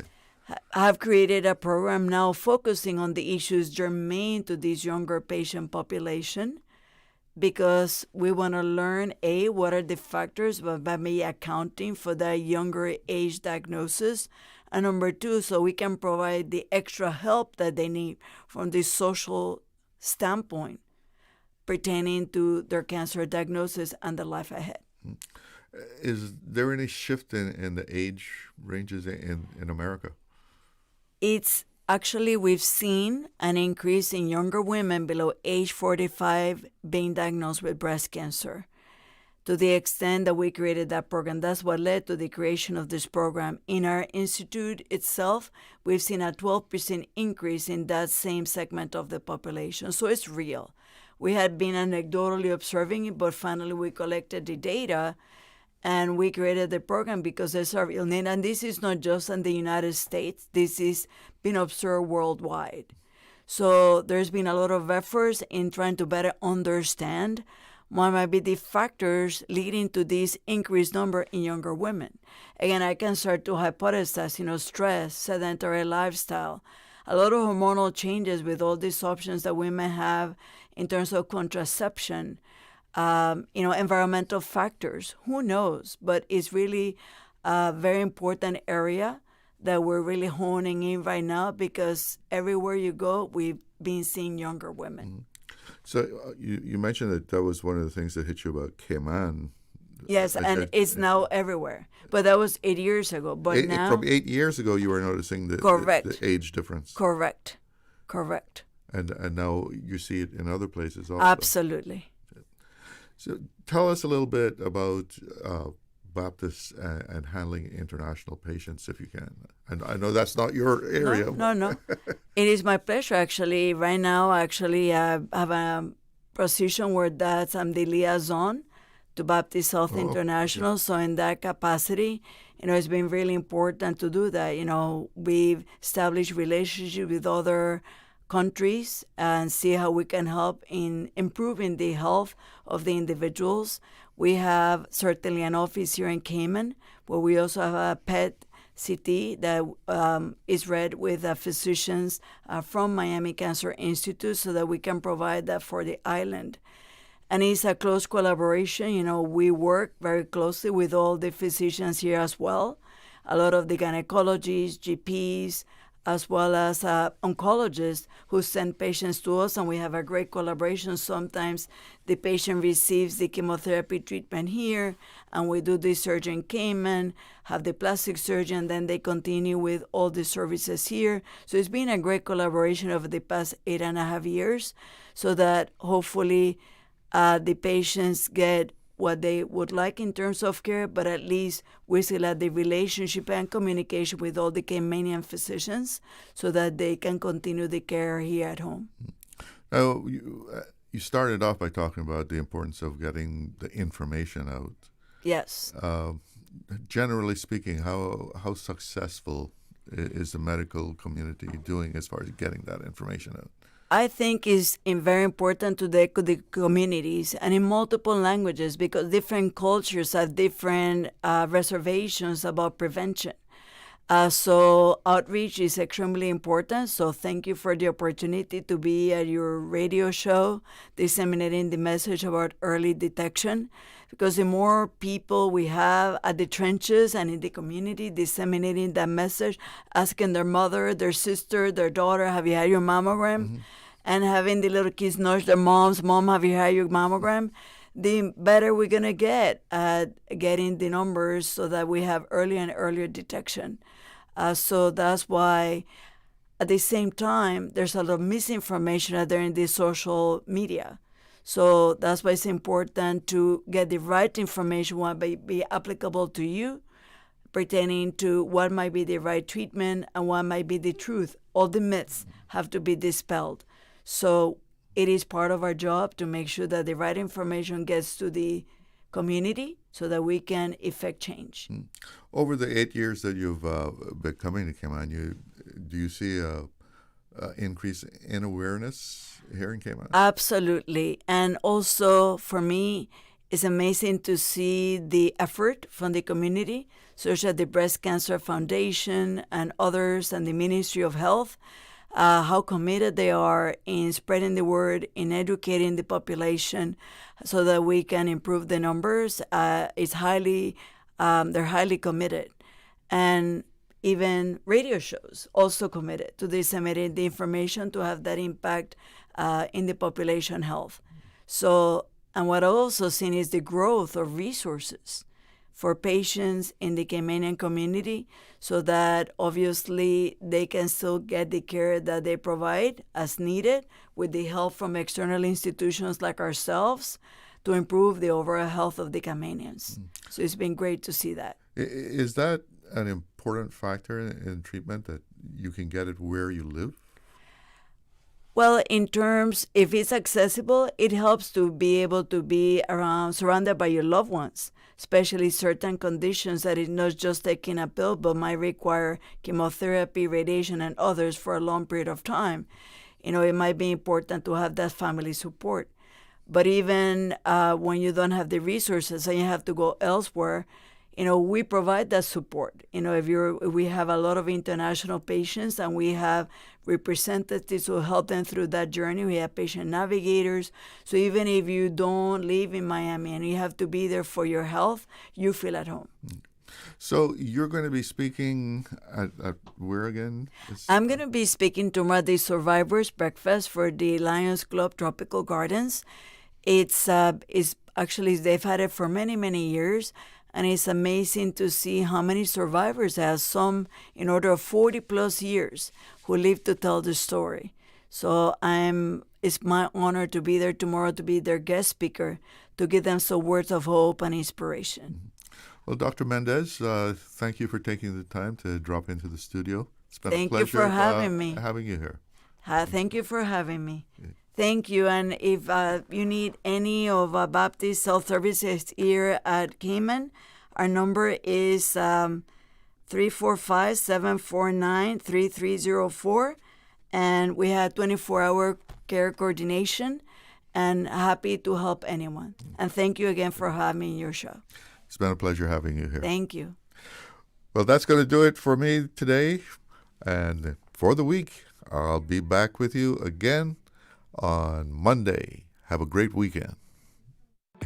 Shipping to the Cayman Islands is fast, reliable, and seamless thanks to Cayman Airways Cargo. Need it faster than ocean freight? Cayman Airways Cargo offers multiple cargo flights to Grand Cayman from Miami weekly, so your packages, whether big, small, or in between, will arrive in no time. You can even use a Cayman Airways Cargo US address for your online shopping. Cayman Airways Cargo is also the only carrier providing air freight services for Cayman Brac and Little Cayman. Contact us today and see why Cayman Airways Cargo was voted as Cayman's best cargo and logistics company in the Best of Cayman Awards. For details, visit caymanairways.com/cargo. Reading is a match that lights the flame of imagination, innovation, curiosity, ambition.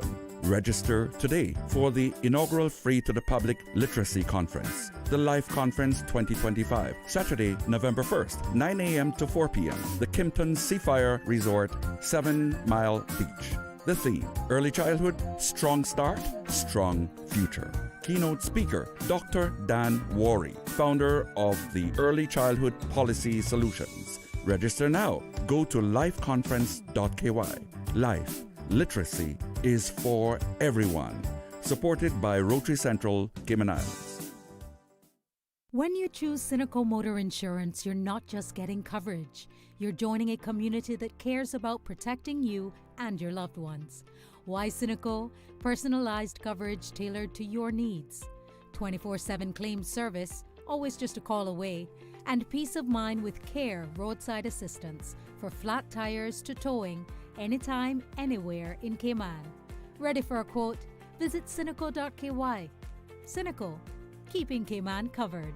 Talk Today is brought to you by Subway, open 24 hours in Countryside, Anderson Square in Georgetown, and Centennial Towers in West Bay. And by the Ministry of District Administration. Explore your history, explore your land, explore your sister islands. And Cayman Airways. Call them on 949-2311 to book your nonstop flights to Los Angeles and Panama. And Doctors Hospital. Peace of mind is important when life happens. Doctors Hospital, always there for you. Call 949-6066.